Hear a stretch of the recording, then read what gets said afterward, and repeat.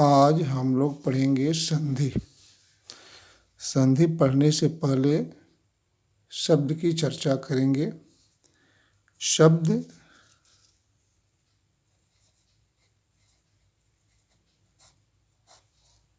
ध्वनियों के मेल से बने सार्थक समुदाय को शब्द कहते हैं। ध्वनियों के मेल से बने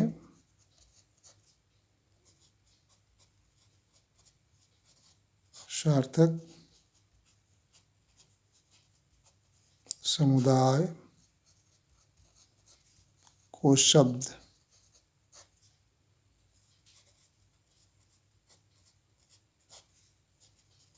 कहते हैं।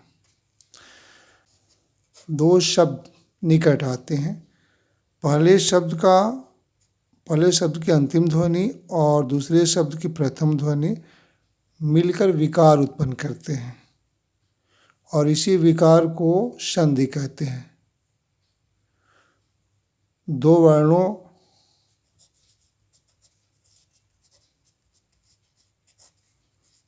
के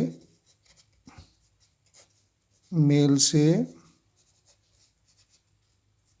उत्पन्न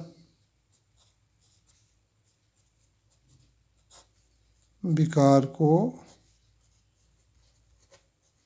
संधि कहते हैं।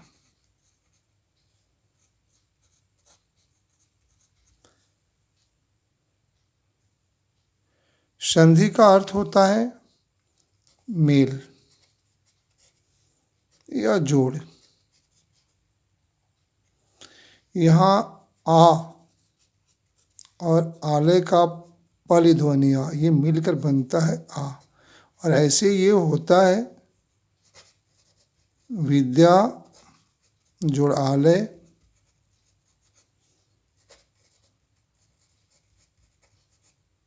विद्यालय। ठीक ऐसे ही एक और उदाहरण देखते हैं हम लोग।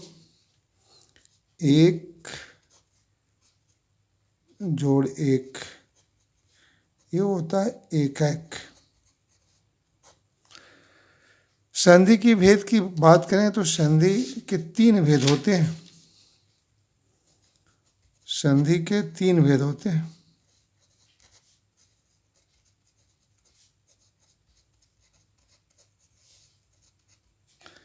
एक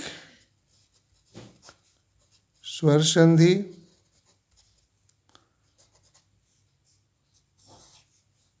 दूसरा विसर्ग संधि और तीसरा व्यंजन संधि।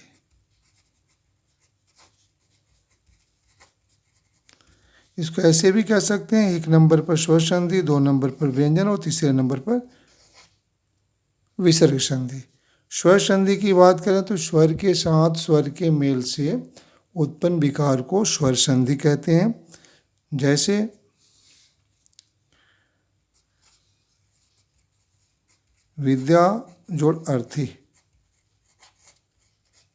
यहाँ विद्या का आ और अर्थी का आ मिलता है तो बनता है आ, और इस तरह से हुआ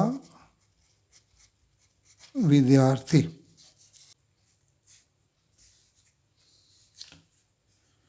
वैसे ही राम जोड़ अवतार, यहाँ भी दो स्वरों का मेल हुआ है। राम पढ़ने पर अंत में अ आता है और इसका अ, ये दोनों जब मिलेगा और तो आ होगा और आ इसके साथ मिलता है तो रामा अवतार, ये वाला इससे रामा अवतार हुआ। ये स्वर संधि का उदाहरण है। वैसे ही व्यंजन संधि, व्यंजन के साथ स्वर या व्यंजन के मेल से उत्पन्न विकार को व्यंजन संधि कहते हैं। उसके बाद आता है विसर्ग संधि।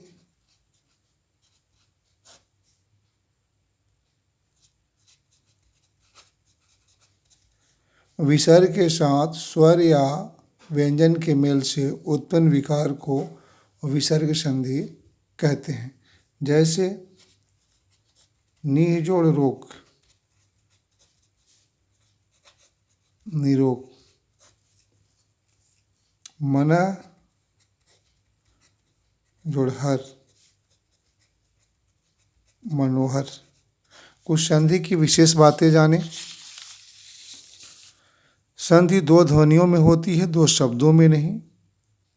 यदि वर्णों के मेल हो परंतु उसके कारण उनमें किसी तरह का ध्वनि परिवर्तन न हो तो उसे वर्ग संयोग कहते हैं, वर्ण संयोग कहते हैं, वर्ण संयोग कहते हैं, संधि नहीं।